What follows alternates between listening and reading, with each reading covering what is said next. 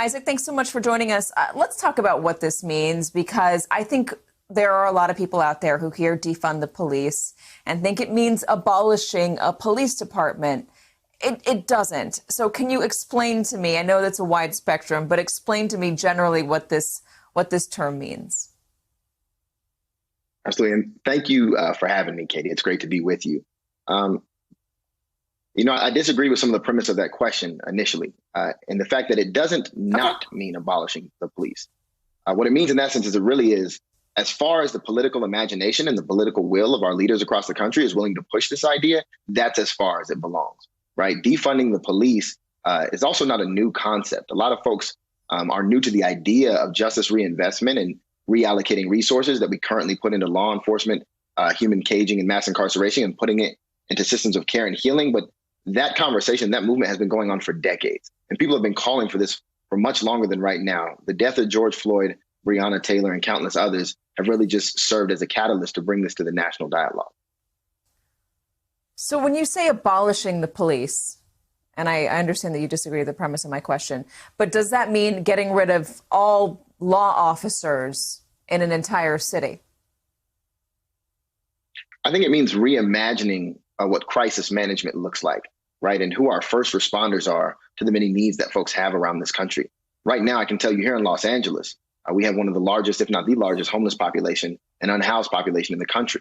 There are 30,000 people who live on our streets in the city, over 50,000 in the county. I can also tell you that in 2012, 12% of the LAPD's arrests were an individual who was unhoused. In 2019, that number was over 23%, right? So at the same time that we are trying to figure out what to do to get folks housing and shelter, we are spending $1.8 billion on our policing budget. To put that in context, we passed a measure here in the city of Los Angeles, Measure HHH, which allocated about $1 billion over the course of some years to solve our homeless problem. And that's the same struggle that we're allocating money to our law enforcement agencies every year. That money was spread out over 10 years. We're giving $1.8 billion every year. So when we're looking at crisis management through a different lens, a lens of equity, a lens of healing, and a lens of care, crisis management can mean many different things. And I think of the bill that Assemblymember Sidney Kamlager has in the California State Legislature, the Crisis Act, which really looks at building out community-based intervention resources to handle the needs of folks who suffer from substance abuse, who suffer from trauma, who suffer from poverty, all the things that we are currently criminalizing and filling our jails with.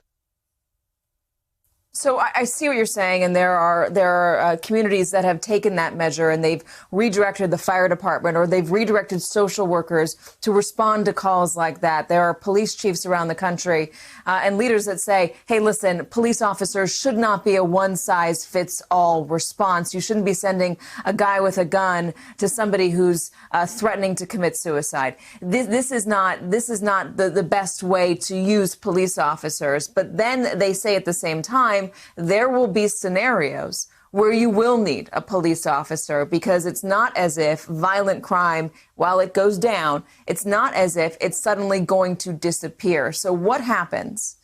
What happens when you have a scenario where somebody is shot, or there is a murder, or there is a very serious need for a police officer, for somebody with a gun, because there are instances where that is necessary. It's just not all instances.